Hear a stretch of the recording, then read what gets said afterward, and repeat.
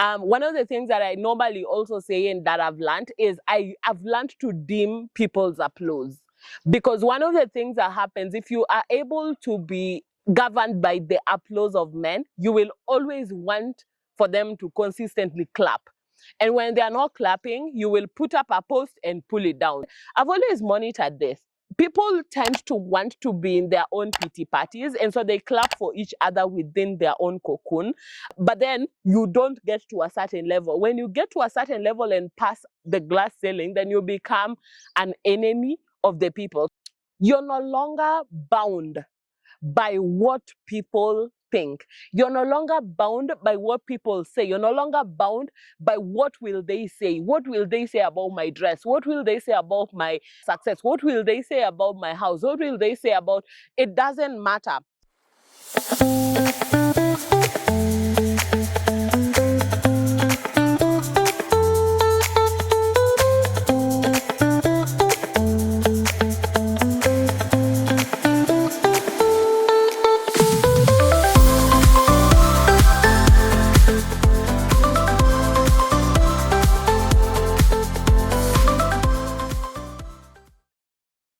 Welcome back to Life with Nudi. Today I want to address something that has been stealing your joy and slowing your growth. That is seeking people's approval, external validation, wanting people to like you, wanting people to approve of what you're doing.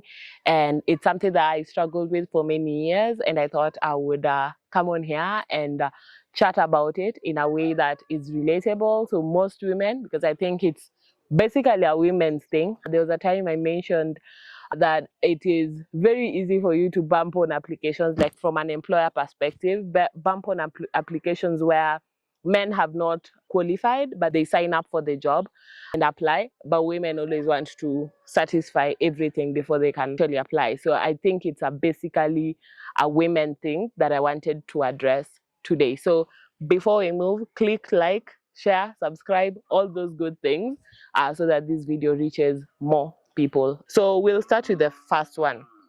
Why do we crave approval? I have struggled. I'm a recovering imposter syndrome person. Okay, so why do we seek people's approval? We live in a generation where we have been taught to value ourselves depending on our grades, depending on our looks, depending on how we present ourselves. We have always been taught that for us to be able to be deserving of some spaces, there are certain things that we have to do. And our education system doesn't do us any justice around it. So like we always have to chase this goal, and it's always a non-existent goal. Like we are always taught to be able to want people to see us a certain way, and so present something to the world.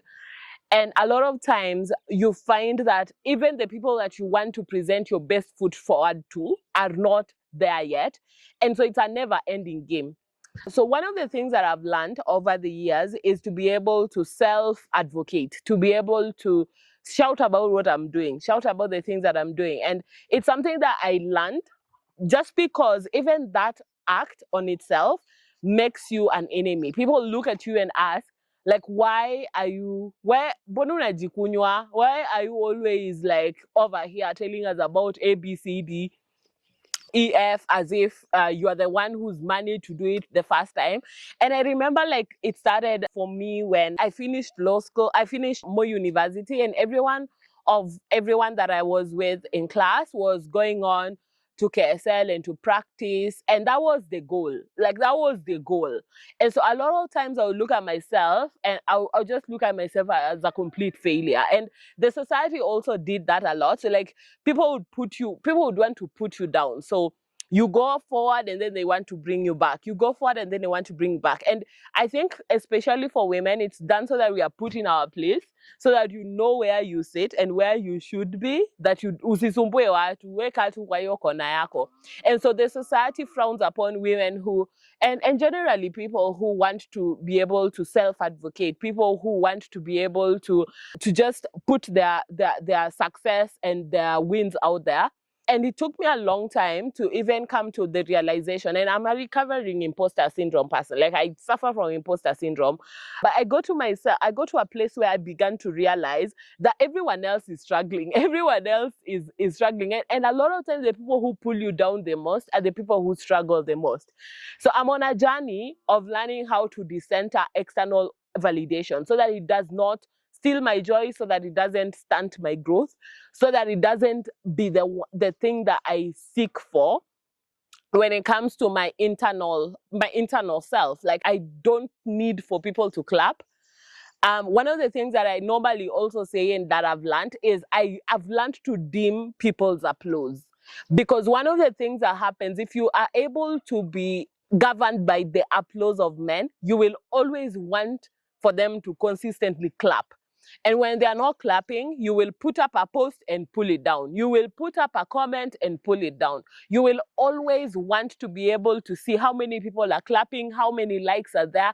And Instagram is not making it any better. So we are living in a society where consistently we have been taught from birth to be able to decenter, to be able to center people's opinion, and to be able to want them to see what you are doing, and above all, to clap at what you are doing.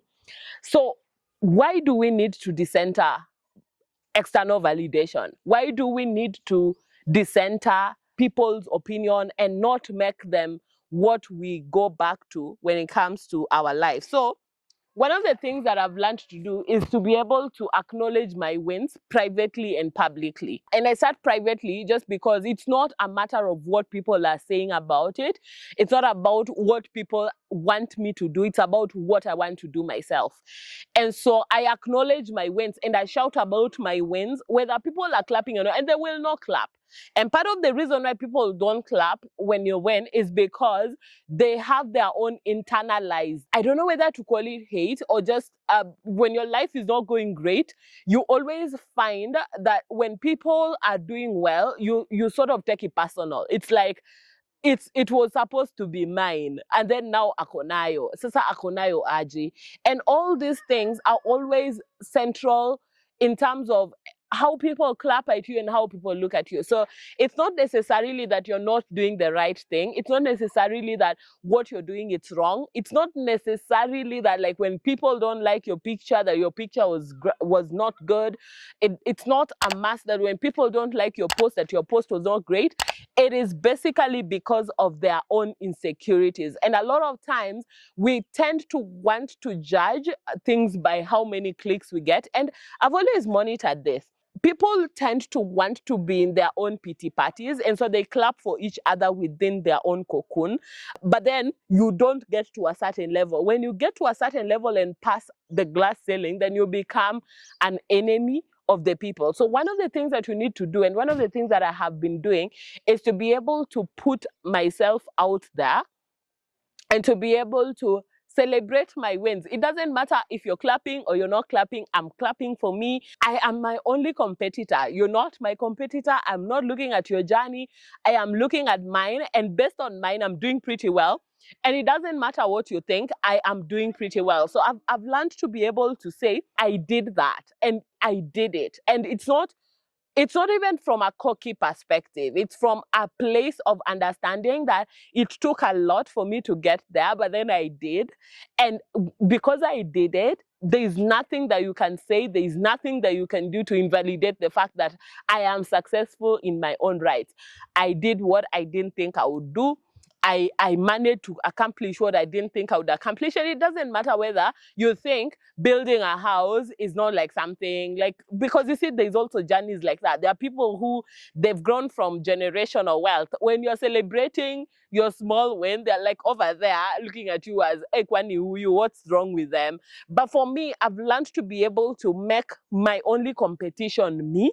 And so if I believe something for me is a win, it's a win. It doesn't matter what you think. For me, it's a win. I'm the only one who knows where I'm coming from. I'm the only one who knows my journey. And according to my journey, I am pretty on the right track. I set my own metrics of success. Your success doesn't determine my success. My success is my success. And then the other thing that I'm learning to do is to self-promote without shame. I always tell people, and I think it's something that I've adopted over the years, because I used to be someone who would center people's opinion a lot. A pretty shameless woman. I am shameless to the core. There are very few things that could shame me. And you see, when you move like that, you're no longer bound by what people think. You're no longer bound by what people say. You're no longer bound by what will they say. What will they say about my dress? What will they say about my success? What will they say about my house? What will they say about it? Doesn't matter. I self-promote without shame. So if it's good enough for me, it's good enough for me. It doesn't matter what you think it is, but for me, it is fine. So I share my wins from a point of I did that. Like it just does something to me. Before people come on and celebrate me, I am there celebrating myself and clapping for me. And if I did it, I did it. I will not say we. I did that. And a lot of times, like, people want to play humble. People want everyone to think that they are so humble and so nice, so that they are liked, and so that everyone would gravitate towards them, which is never really what world responds to. So I post consistently about my wins. Nowadays I don't do it as much, but it's something that I'm intentional about working on and about doing, and about ensuring that for me, whatever is promoting my brand, whatever is promoting me, whatever is promoting well, and it doesn't matter if people don't like it. It doesn't matter if people don't click at it. It doesn't matter whether people feel like I should not do it or I need to do it. For me, it works for me. I like it here, and it doesn't matter what you think, because that is what you also think. It's valid. Mine is also valid. And so I'm learning to get to a place where it doesn't matter what anyone else thinks. This is my journey. I will play it by my rules. I will play it by my terms. And it doesn't matter what your terms are. You are free to be able to go and implement your terms wherever you are. These are my terms. And in my terms, people's opinion don't matter. It doesn't matter whether you think I'm doing really great or I'm doing really bad. Both of them don't matter. And I choose to live free. So for me, this video is just for me to put something here that will constantly remind me, because I also need reminding, but also to let you know that you can live free and it doesn't matter what is happening on the outside. You're the one person that matters the most, and you need to move like you matter. So thank you so much for watching. Live free, and don't let people's opinions steal your joy. Don't let people's opinions stunt your growth. Thank you for watching. Bye.